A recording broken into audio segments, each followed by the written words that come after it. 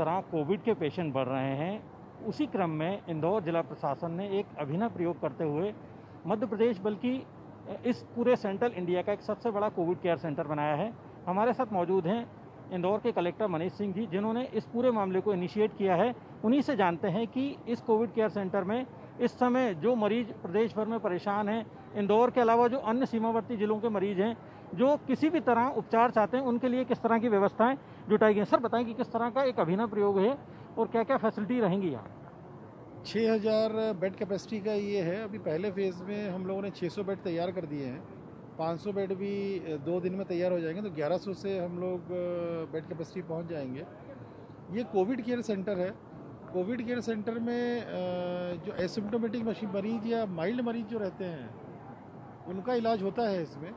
और यहाँ पर हम लोगों ने सभी तरह की सुविधाएं रखी हैं। उनके बेसिक जो ट्रीटमेंट्स होते हैं, प्रोटोकॉल है, उसको भी हम लोग, दवाइयाँ पूरी रहेंगी। पूरा फार्मासिस्ट डिवीज़न बनाया है।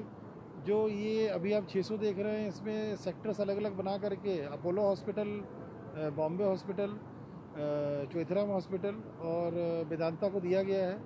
इसमें हम लोगों ने लोअर की जो टीम है, पैरामेडिक की टीम है, नर्सेस की टीम है, डॉक्टर्स की टीम है, वो पूरी हम लोगों ने लगाई हुई है।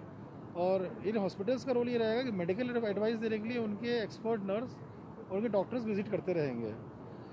तो basically medical expertise Covid treatment की इन अस्पतालों से हम लोग ले रहे हैं। इन अस्पतालों ने मिल करके एक कोविड के ट्रीटमेंट का प्रोटोकॉल बना लिया है। वो यहाँ के जो हमारे मेडिकल सुप्रिटेंडेंट सिसोदिया जी को बनाया गया है और CMHO हैं, उनको दे दिया है इन्होंने। उस प्रकार की मेडिकेशन होगा। इसमें हम लोगों ने स्टीम इनहेलेशन का भी प्रोविज़न है, गार्गल का भी प्रोविज़न है। कहीं किसी को अगर कोई इमरजेंसी में अस्पताल शिफ्ट करने की स्थिति आती है, ज़्यादा तबीयत खराब होती है, ऑक्सीजन रिक्वायरमेंट होती है, तो हमने ऑक्सीजन कंसनट्रेटर्स भी रखे हुए हैं।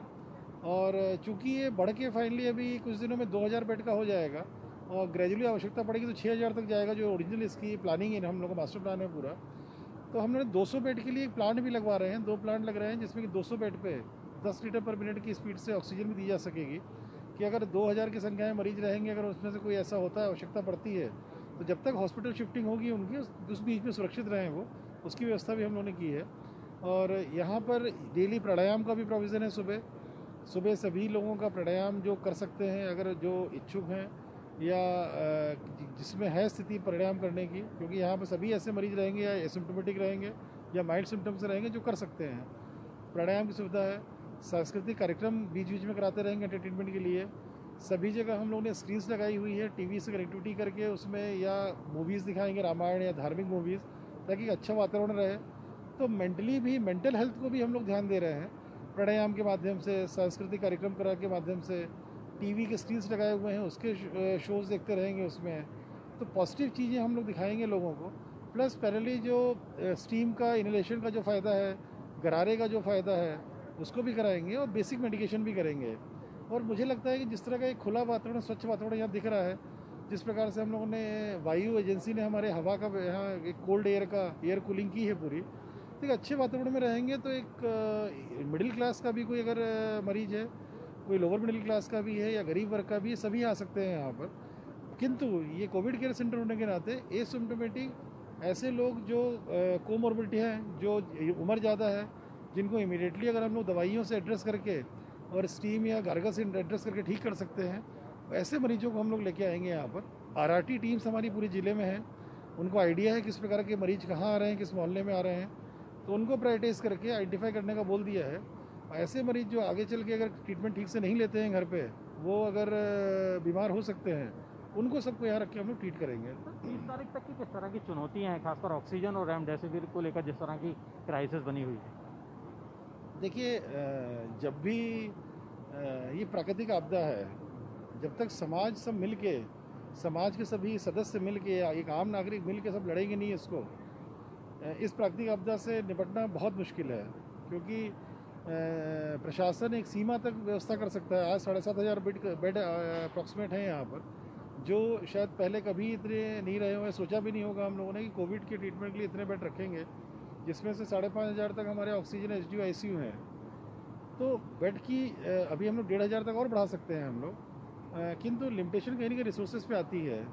लिक्विड ऑक्सीजन चैलेंज है। लिक्विड ऑक्सीजन जो पहले मिल रहा था उसका 3 गुना हो चुका है, किंतु डिमांड बढ़ गई है। पेशेंट सीरियस हालत में बाहर के ज़िलों के भी आ रहे हैं, उनको भी नहीं हम लोग ट्रीट कर रहे हैं, उनको मना नहीं किया जा सकता, क्योंकि इंसान चाहे यहाँ का हो चाहे बाहर का हो, सब बराबर है। तो जो ऑक्सीजन की डिमांड है सीरियस पेशेंट्स में, उसने ऑक्सीजन कंजम्पशन बहुत बढ़ा दिया है। हम लोगों ने ऑक्सीजन ऑडिट बहुत स्ट्रिक्टली की है, और हमारे यहाँ 1-2 अस्पताल छोड़ के सभी जगह ऑक्सीजन ऑडिट की तहत बहुत कंजर्वेटिव वे में वास्तविक जितना उपयोग करना है लोगों को, पेशेंट्स को, उतने उस हिसाब से ऑक्सीजन यूज़ की जा रही है।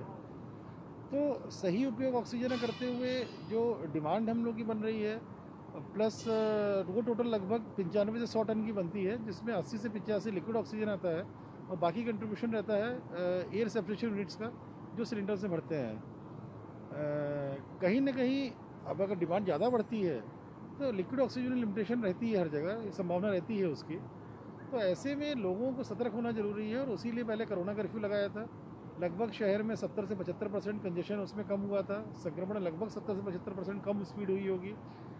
आज से और सख्ती कर दी गई है, इंडस्ट्रीज़, ट्रांसपोर्ट और गोडाउंस की एक्टिविटी चलती रहेगी, किंतु बाकी सारी एक्टिविटीज़ में रोक लगाई गई है, और जनता से अपेक्षा की गई है कि जनता कर्फ्यू के तहत वो घर में रहे, निकले ना बाहर अनावश्यक।